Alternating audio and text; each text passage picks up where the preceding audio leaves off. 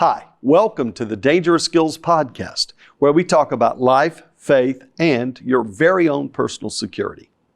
Our guest today is Sarah Adams, call sign Superbad. And she's a former CIA targeting officer with extensive experience in intelligence, analysis, and operations. Now, she joined the CIA in 2006, where she was a lead targeting analyst. Since leaving the CIA, she served as an investigator and an author regarding open source materials, and she reports on threats to the U.S. Homeland. She and Dave Boon Benton co-authored Benghazi, Know Thy Enemy, a cold case open source investigation into the 2012 al-Qaeda attacks on U.S. interests in Benghazi, Libya. And her most recent book is The Gathering Storm, co-authored with Scott Mann and others. Today, Ms. Adams is focused on seeking innovative solutions and challenges like the impending al-Qaeda attack on the U.S. homeland. Can't wait to hear more about that. Now, we have another guest today. Dave Boon Benton is a former CIA employee and Marine Corps Scout sniper who has extensive experience in the military, law enforcement, protective security, and in the intelligence community. He's best known as a part of the CIA-annexed GRS security team that responded to the September 11, 2012 terrorist attacks in Benghazi, Libya, where he and his team fought terrorists for over 13 hours and saved more than 20 lives. Currently, Mr. Benton teaches tactics and shooting to civilians and law enforcement alike through his company, Threat Management Solutions. Now, a lot has happened in the last few days regarding U.S. foreign policy and President Trump's new Middle East reset. And I'm lucky because no one has yet had a chance to ask Sarah Adams and Dave Boon Benton about these issues. And I'll do that now.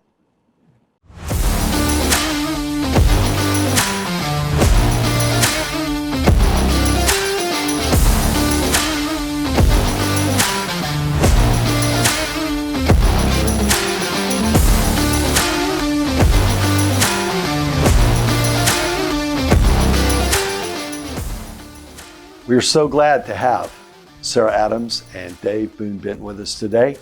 And we want to get right into this thing. We want to talk about something really important. The Biden-funded U.S. Homeland attack. I need to know, is the United States still giving money to the Taliban in the new administration like we were in the Biden administration? Yeah, the money's still going to the Taliban. They basically get a piece that's humanitarian dollars, and then they get counterterrorism dollars. We actually did a little investigation the last week of January, so in the new administration. And that week, $105 million was given to the Taliban in 1 week. Wow. And is there any even anecdotal understanding or belief that it still filtered down the same way down to al-Qaeda? Yes, it still goes to al-Qaeda and a number of terrorist camps to include supporting the U.S. Homeland plot. Wow. Okay, so just recently, like hours ago, there was a Trump, I call it the Middle East reset, Trump's Middle East reset. Is it any way going to affect an attack on the homeland?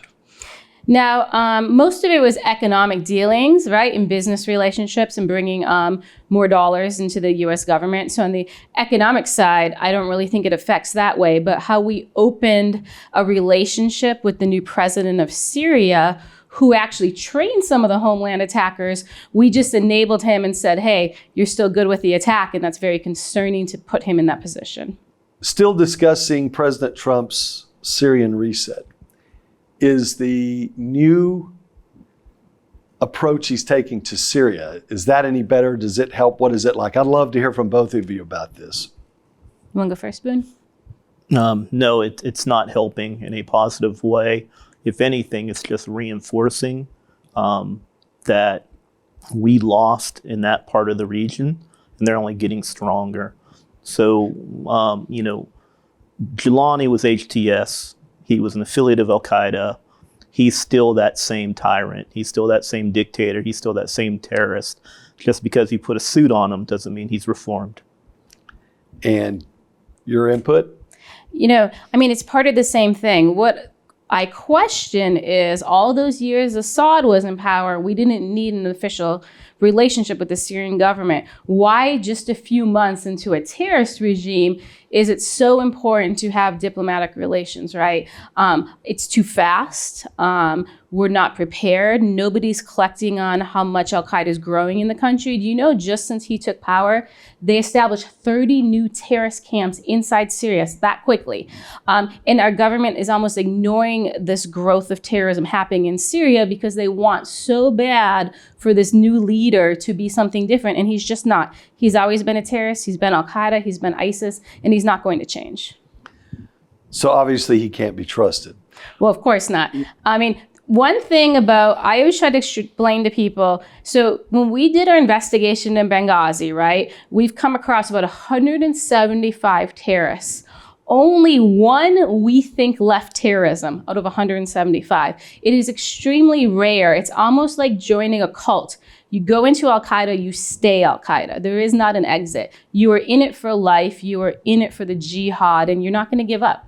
So what is in this for the United States? What is in it for Trump to trust this man who, wearing his suit and tie, a week earlier was directing his people, or indirectly directing his people, what appears to be ethnic cleansing, the killing of Christians, murder, rape, mayhem, all directed out of a suit this time?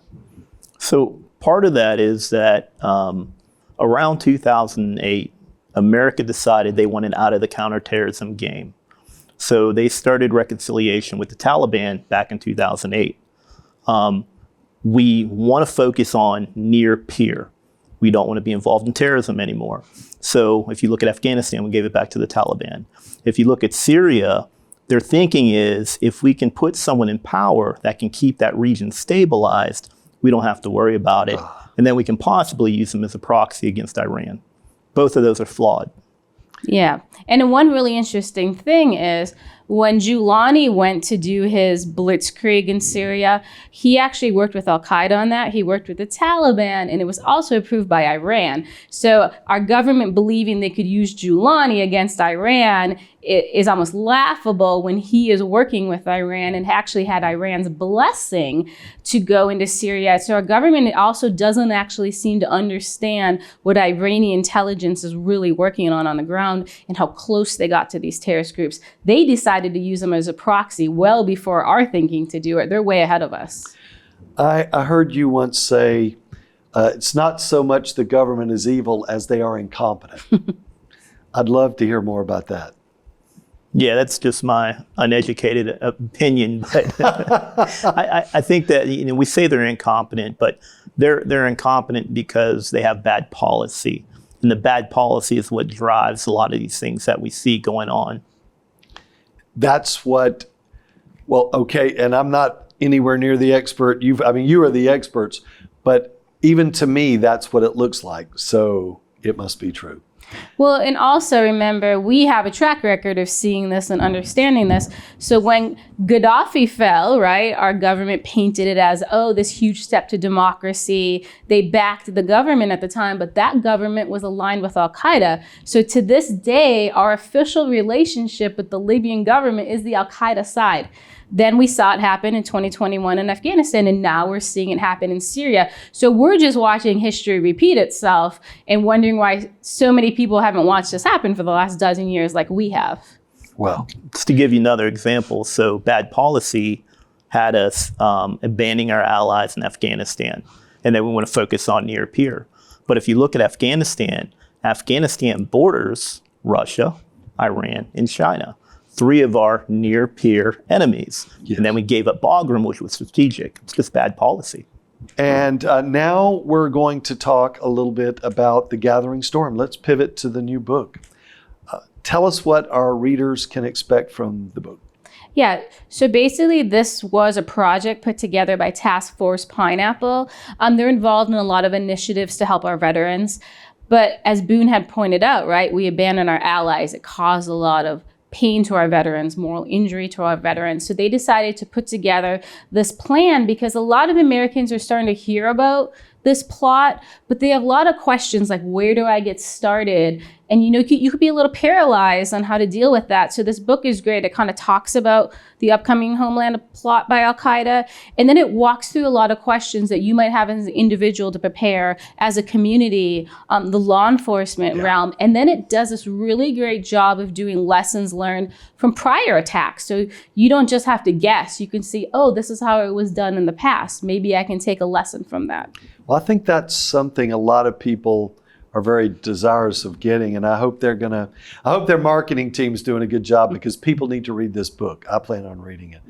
Well, the Biden open borders, they obviously gave comfort to our enemies as terrorists. Tell us a little bit about who crossed the border, in what numbers, and just kind of where things lie right now waiting for an attack. I'm going to start with that one. There you go. Okay. So really, the frustrating thing with what happened with our border, no matter what you think the threat is, they all came across, right? So if you're worried about human traffickers, they came in droves. If you're worried about drug traffickers, they came in. If you're worried about Venezuelan gang members, they came in. Obviously, we're focused on terrorists, right? So for terrorists, the government's kind of talking about, maybe about 2,000 came in under the ISIS bucket, or within the number of Afghans we brought over. But we really believe the number, if we bring all the groups together, ISIS, Al-Qaeda, some of the Pakistani terrorist groups, some of the other Central Asians, we're talking about probably 8,000 terrorists came into the country just in the last 4 years. Wow. Right? So if you say 19 did 9/11, right? Even if you just use the numbers the new director of national counterterrorism put out, that 2,000, well, just 19 compared to 2,000 is already a beast to deal with. And we're saying it's likely 4 times that. So we have a huge problem, and we need a government moving a lot faster against these terrorists and detaining them and, removing them from our country. This 8,000 number, has it been out there a while? Is that something you're kind of fielding? And I know the work you do is fluid. Right. And so is that 8,000 number something that's kind of new with the book, or new information, or what? So it's numerous things. So we got some numbers out of what ISIS is saying is here. ISIS says there's several thousand here. Obviously, we know the numbers that Al-Qaeda is saying they sent as attackers. We now know the numbers that at least Joe Kent, the new director, is saying are Afghans linked to terrorists, which weren't in our numbers, right? And then there's another body of numbers of Afghans linked basically to the Haqqani network, which is a designated terrorist network here. So once you pull all those numbers together, you very quickly get to 8,000. Okay, this is the perfect question for the two of you, because I'd like to hear it from both perspectives. What are they doing right now? And how are they preparing, because I've seen the videos, the training videos, I've seen them. They look a lot more like Special Forces training. It looks a lot more like team training. It looks like folks that are going to do better swarm attack than we have ever seen fielded. So what are they, each one take a turn, please. What are they doing right now as we're waiting? Because Special Forces people would be doing force multiplying right now. Mm-hmm. So they're doing exactly that. So they learned from us. There's a lot of people who fought in the GWAT, and they're used to fighting a unsophisticated, inferior enemy. That is not the new Islamic Army. They're very well trained, very dedicated, and very capable, and they're highly intelligent. So the facilities that they're using, or they use to train in, because a lot of them are already here, are the facilities that we left behind. So the state-of-the-art ranges that we used when we were deployed, they're using. The 360-degree ballistic shoot houses that we use to perfect CQB and explosive entry, they're training in. The multi-million-dollar classrooms that we used, they're training in. And you? Yeah, and then they learn from their own mistakes, right? It's not just our mistakes. So 2 key mistakes they learned from is there's only 2 ways their plots failed, right? One is the bombs didn't work, like they failed at them. The underwear bomber got moisture, he soiled himself. The shoe bomber got moisture in his shoe, right? And then the other one is loose lips sink ships, right? Some of the terrorists got detained. They named the other terrorists training with them. So the two ways they fix that is they've made the bombs for the attack in a laboratory, right? You can't mess it up if it's pre-made. And then they basically gave new identities to all the terrorists. So even when you train together, you're training in a fake identity. So if I capture you, you can say you were in training class with the two of us, but you don't know me as Sarah and you don't know him as Boon. So what is an intelligence agency going to do when you give two fake names? And then they also, as you can imagine, like in the past, have fraudulent passports and all those type of things to travel on. So they've been smart too. Here's where we made missteps. Let's correct them. I've also heard you say that sometimes they like actual legit, quote, legit travel documents and traveling rather than like going all the way down to Darien Gap and making their way up, actually just getting a legit passport and flying in. Yeah. So the preference for the Homeland attack is for them to come legally on a legal passport. Now, the passport might be in a fake name, but we're talking a legal passport from like Turkey, Syria, Afghanistan, because if the U.S. government issues them a visa, then the American people can blame the U.S. government for allowing them in, right? So it's black and white. Now, of course, not every single person they could get in legally. So there are people who came over the southern border illegally, and we know at least some of the suicide bombers did. Okay, so warfighter, tell us about these. And I talked a little bit about them, and I tried to describe them in my way, but just you are a warfighter. So tell me about them and how are they going to fight once they get on the ground? I mean, I've heard the term fitting used. Mm-hmm. Tell us about that. So what we believe is that you're going to have multiple teams that can operate independently across multiple locations, which will be more than a challenge for local, state, and even federal law enforcement. These teams, not only being well trained, they're going to be able to communicate well and coordinate multiple attacks simultaneously. But you mentioned like Fayadeen attackers, they're committed. Their resolve is they're going to fight and kill as many Americans they possibly can until they are killed. So if one of them seems like they're surrendering, they're not. They're drawing you in, or they're going to draw in more first responders. If one detonates and first responders roll up into the scene, be wary of a follow-on attack. So again, they're going to be very mobile, extremely violent, and then well coordinated and dedicated. I've talked with some of my friends in EMS and fire and just in general, the three main first responders.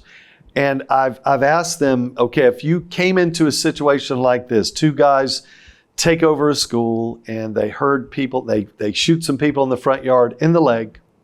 They herd kids into a gymnasium. They start stringing explosives. In another part of the building, they set a fire. And I said, if you encountered something like that, what would it mean? Well, it'd mean it'd be easy for the other guys to go put out the fire. And I'm like, no, it looks to me like they're trying to draw everybody into a central place and then do a secondary kind of explosion or a secondary attack. Beslan meets Khobar Towers. Right. So talk a little bit about the psychology of this. Yeah, I mean, there's multiple pieces to their psychology. One is they want the concept of sidelining first responders, right? They want to take out first responders completely from the equation. So you feel alone, you feel nobody came to save you, you feel your government failed you, right? So there's multiple ways they can do this, of course. One is they have done some drills on hospitals, and that's why that's come up a few times. Another thing that they did in Israel is they directly went straight for and attacked the police stations. That was their first and immediate attack. And then another interesting thing they did in Israel is, and think about this in your own communities, there's only so many ways the first responders are coming in.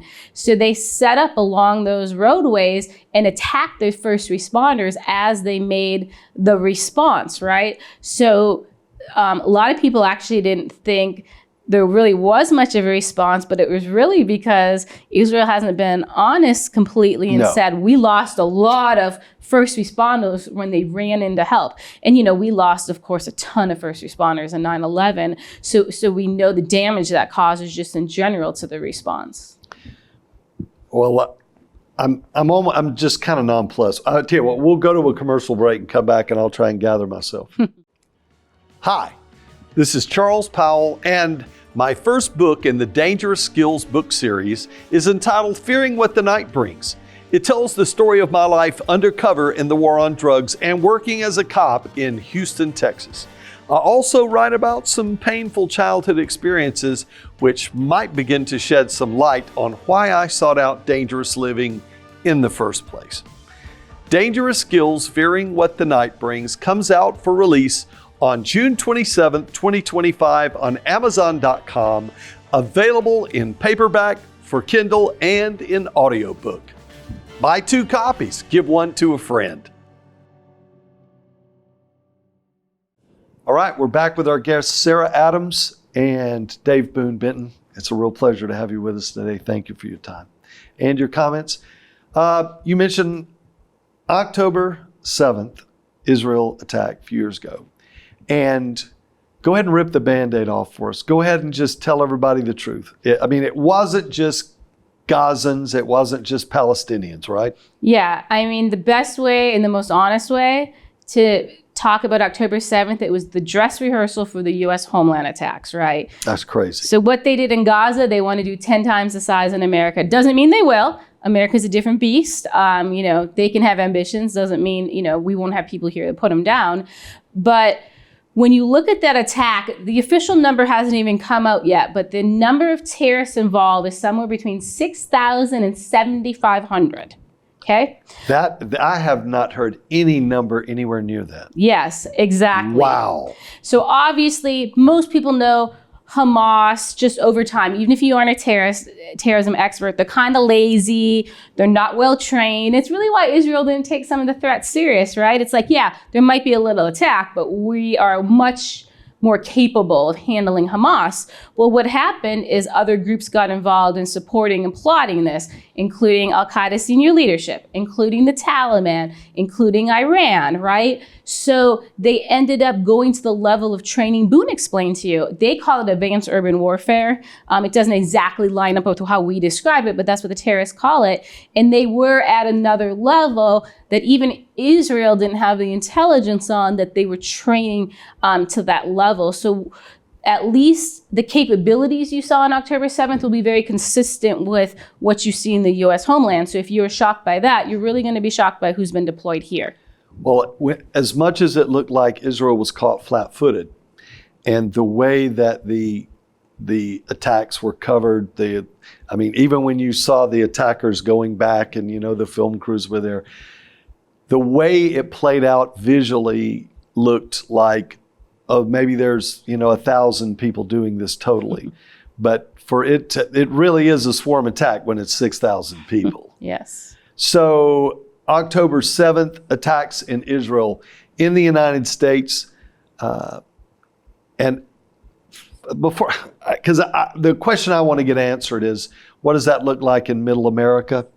But before you answer that, I've never understood, and I've been in a lot, I'll be on an airplane and the guy next to me, I don't understand why they always attack New York and LA and Washington. It's stupid, because if they ever clacked off vests, even in the movies, they show them in Middle America clacking off vests and it shuts the whole thing down, Sicario, Mm-hmm. And so I don't understand, and I think people would like to know, before you answer about the U.S., why don't they, because we even hear now, you folks have said it'll probably be cities, not small towns in America.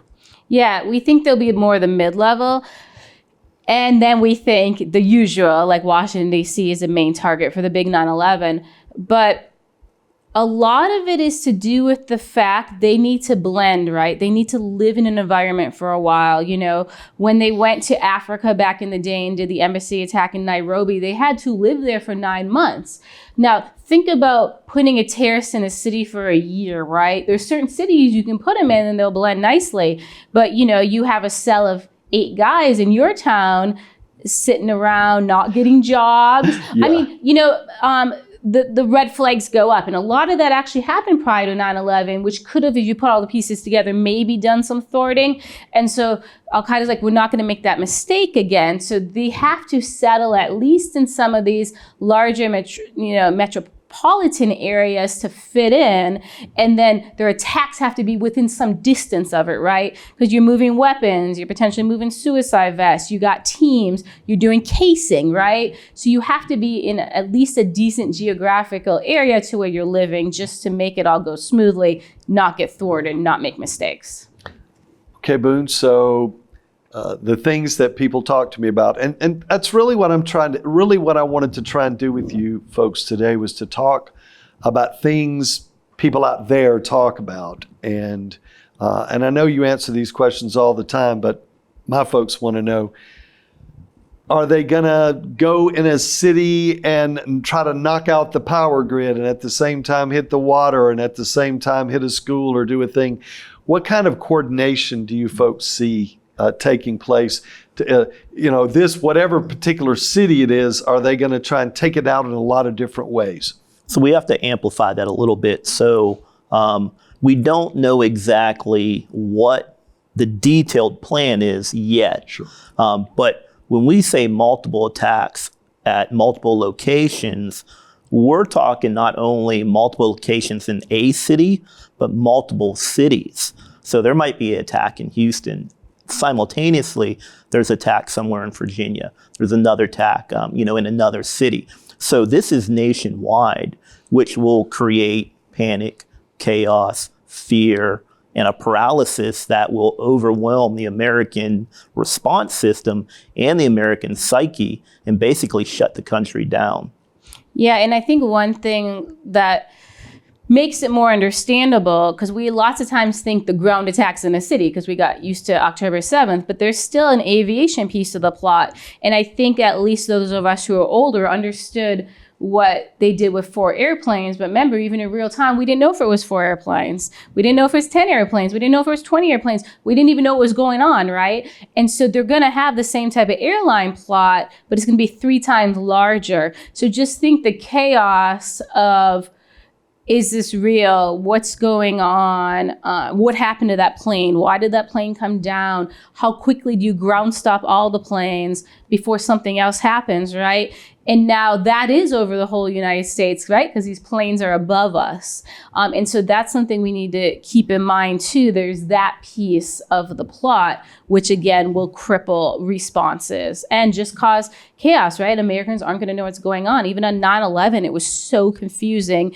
And remember, we didn't even know who bin Laden was when people started saying bin Laden, right? I'm a college student. Who's this guy that did this big attack on America? And we have a lot of Americans even today don't even hear the name Al-Qaeda, right? They don't know there's any sort of threat. So it's very concerning. We are going to be caught off guard in some ways, and the terrorists are finding ways to catch us off guard, and they're being creative. I mean, we saw in Israel, they came in the paragliders, creative. Mumbai, they came on boats into that a city that large, creative, right? So how are they going to do that here with us? You have to look at some of the second and third order of effects as well. Let's say that they hit a school.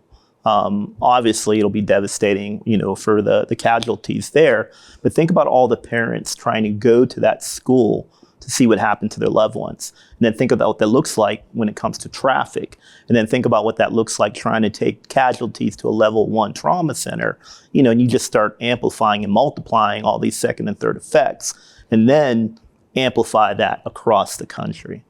And you talked about just infrastructure, right? Like the power grid. Well, in a crisis like this, just the phone calls alone to 911 911 is going to crash the system. So we also try to tell people, almost think it's like a hurricane, right? The concept of losing power, not understanding things for a week, being able to have food for a week, kind of like stay home, stay with your family, protect each other. Don't go out and explore. You could get in the way of people really trying to help someone. Also, what if it's not like the real 9/11? It goes the next day and the next day and the next day. Why would you put yourself at risk? So we just want people just to kind of like prepare to hunker down. And really the best way is to prepare like you would for a hurricane. I know you remember, but maybe some of your viewers don't remember because they're not old enough. But think about the DC snipers. Yes. People were scared to go to the grocery store. You know, they were scared to go get gas. You know, they were scared to do daily activities that they needed to sustain life. I do remember that. And you know, when you think about all the disconnect that occurs in the psyche, COVID taught us that there's nothing people would not give up for toilet paper. They were really worried about that. I guarantee I've got a friend that if I don't ask this question, he will literally lose his mind. How? Because he knows, you know, about your training and the things you've done. And so the question would be, how should law enforcement, how should civilians responsibly be training from that standpoint? How should they be preparing? Okay, so we both have an answer for this. So law enforcement should train to where they're able to use what they use for active shooter, active killings, but multiply that. So don't focus on one shooter, focus on multiple shooters.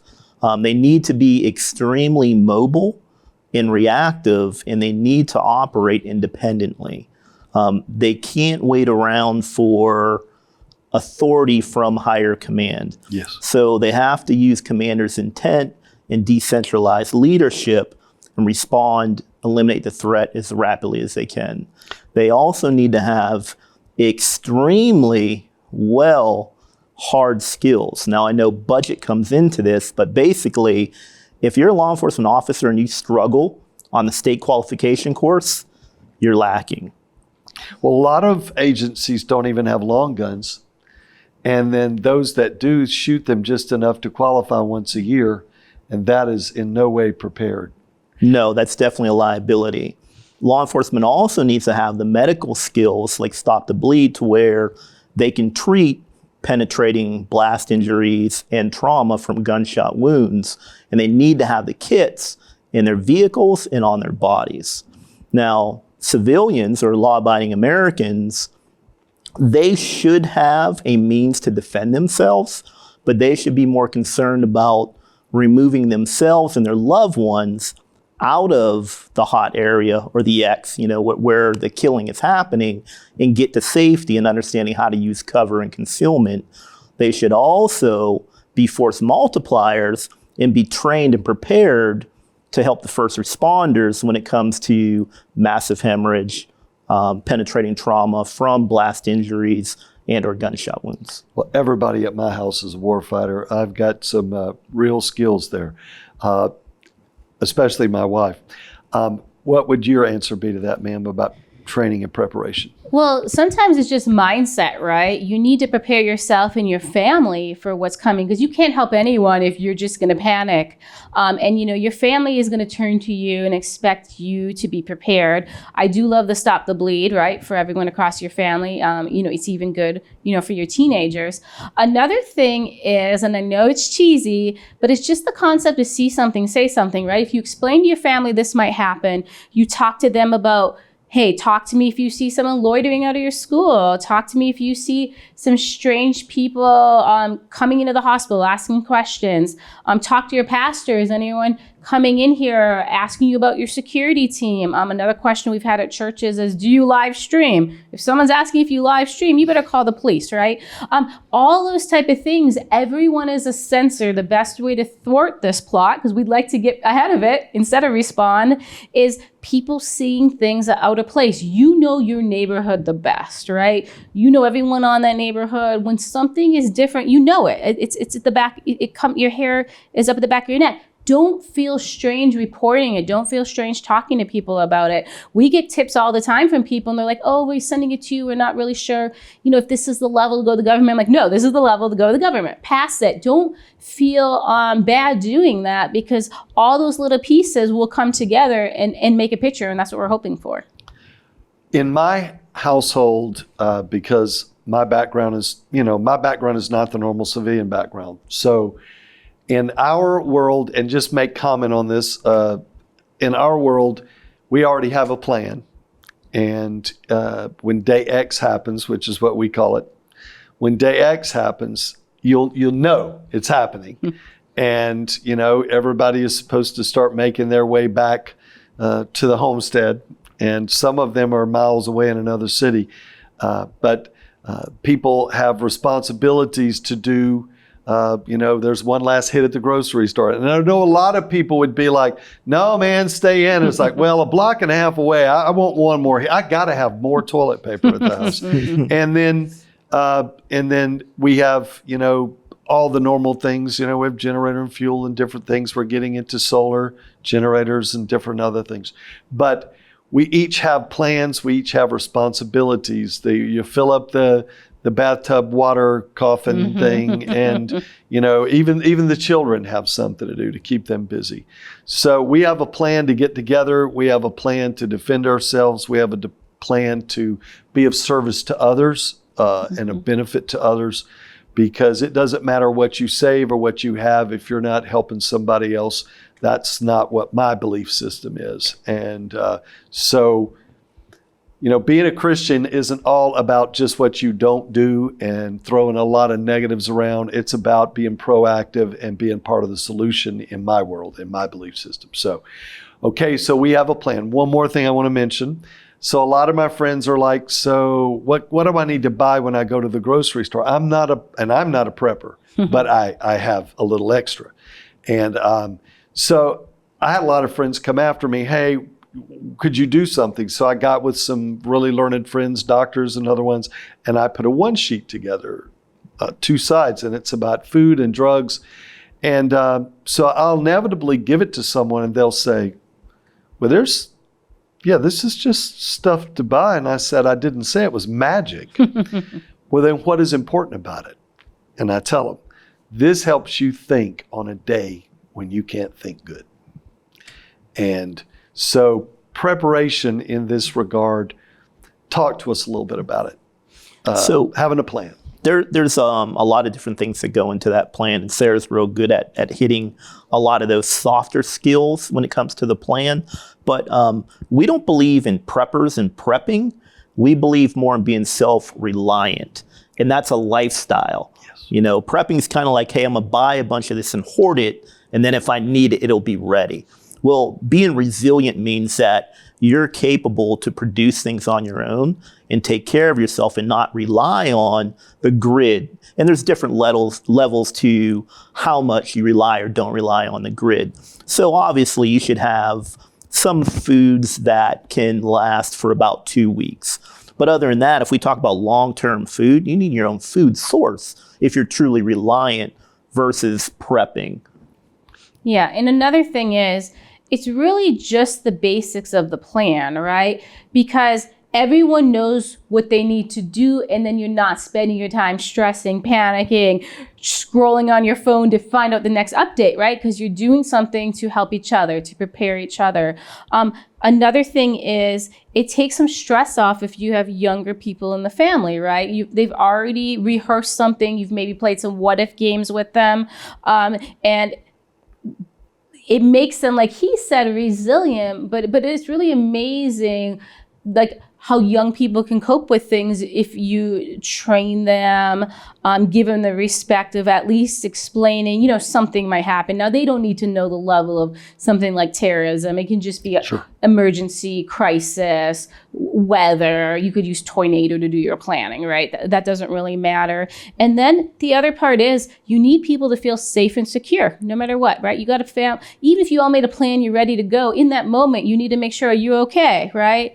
What do you need from me, right? It might just be a hug, right? Because, you know, not everyone copes the same way.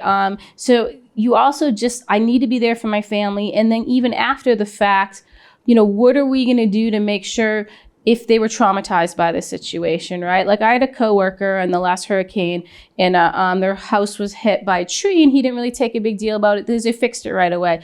But he didn't realize it hit his daughter's bedroom, and then she couldn't sleep well anymore. And it took him weeks, right, to realize, oh, that's her problem because she didn't tell him, right? And she had a fear from it. So if you don't understand what those fears are, you can't work through them, and strengthen each other. So I really just wish people would just focus on, this is an emergency, how we're going to deal with it, how we're going to stay together. We have a plan. We can trust each other. I can rely on you. You're going to be there.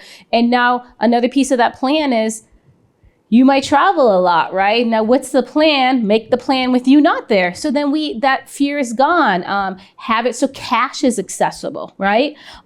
Just all those little things. If the parents aren't there, hey, we know what to do, or anyone in the family. I mean, if we're saying there might be a large ground stop of airplanes, this is going to be a lot of families separated for a week or so, right? So just get everyone prepared with the fact that you might not be together, but you still have to get through this. Well, that's excellent. Well, I can tell you, when 9/11 happened the first time, we weren't sitting there watching television like everybody else. We went into action. We did. So I've seen you and some of your other co-authors. I've seen you, Scott Mann, others.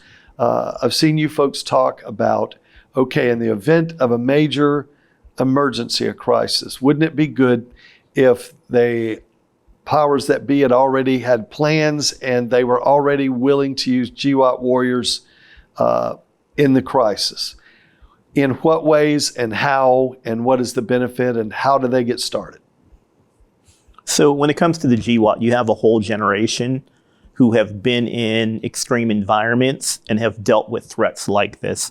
And they're very diverse and they bring a lot of skills with them. So currently we're in a generation where we have people in law enforcement, public service, firefighters, EMS that weren't even alive when 9/11 happened. So they might not have the experience to deal with this type of extreme threat. So bringing in those GWAT veterans to help with that and kind of fill those gaps can go a long way. Plus, when budget is very thin for everybody, the GWAT community is almost like a free resource to come in and do threat assessments, or grabbing an 18 Delta Special Forces medic to do free Stop the Bleed courses. Now, also, you have those same resources that you might be able to get from some law enforcement agencies or the fire department to come in and teach, medical courses. It's just the GWAT veteran has a lot of knowledge that can be tapped into for free, and they're already out there in the community. Why would you not want to include them? And what I love about what you're saying is, I was with a medical person and they were talking about what they would use for a particular kind of chest wound. And then the GWAT warrior was there. Yeah, duct tape. Don't waste my time. It was almost like he was a savant. They're like over here talking about all these things. You're wasting your time. Just put duct tape on it. And because real world experience, this person had seen traumatic amputations, real serious chest wounds and problems and things, and running out of medical supplies using what they had. Yeah, I think that's a really good point. So for 20 years, right, we sent these men and women to these war zones, and they had to be scrappy. Now, scrappy is great when you got low budgets, right? But scrappy also is going to matter in these crises because they chose to serve. A lot of these people volunteered to serve their government after 9/11. That's already their temperament, their mentality, the humans they are, right? So if you get to take advantage of that, do it. And we saw 3 really great examples. We saw the GWAT veterans step up during the fall of Afghanistan and go in and save Americans that were left behind. A lot of people don't know 8,000 Americans were left behind at the end of August in 2021. That's a very large number, as our government was telling people 100. When Ukraine kicked off, the GWAT veterans went in there and started evacuating people because that war moved in quick. The Russians moved in quick, right? There was a lot of people to save, right? There wasn't just Americans. There were a lot of international students in Ukraine from Africa, from India. Like, who's going to go in there and help them, right? It was actually American GWAT veterans who were evacuating them over the borders. And then when we just saw these horrible hurricanes this last fall, when you talk to people in some of those remote areas, they say, yep, the first person who showed up here, they had a backpack on, they were a veteran, and they worked for no one, right? They weren't working for the government. They might have worked for a nonprofit. They might have lived 3 hours away, and it's like, I'm going to get in there and help somebody, right? Because that's who they are. And so that's who we're relying on, because you're not going to be able to wait on the government. You're going to need these people in your community. And so why not now have the relationships? If you're going to do a tabletop, invite the veteran community. If you're going to talk about Fidayeen attackers, bring a couple speakers who were in Fallujah and Ramadi, right, and fought these guys. If you're going to do medical, find out who around you might have the skills already, right? We used to do that all the time when I worked overseas. People think CIA people are the perfect trained. No, but a lot of CIA people are. They put you in a room. They're like, this is how you do this. This is how you do that. You have to be proactive and want to learn these things on your own and ask for the help. Now is the time to ask for help. When the crisis is going on, if you didn't make these relationships now, you don't know who to call and you don't know who to rely on.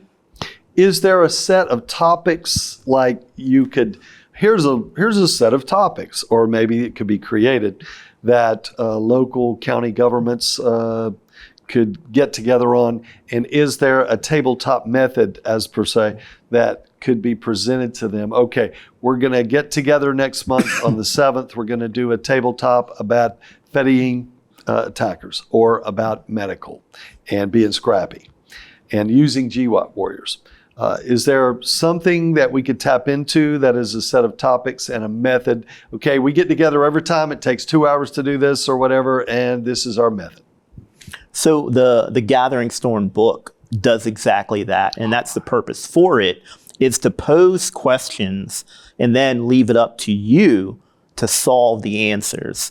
So I can come in personally and tell you, hey, I think you should do this, this, this, and this according to the Boon method. That doesn't mean I'm right. Your challenges are unique to you and your community. So I have one perspective, but if I have a gathering of a diverse set of GWAT veterans, they have a different perspective that I might not have just coming from a law enforcement background or an EMS background, or from being a mayor or, a community leader. You get a different perspective that normally you wouldn't think of depending on what you do.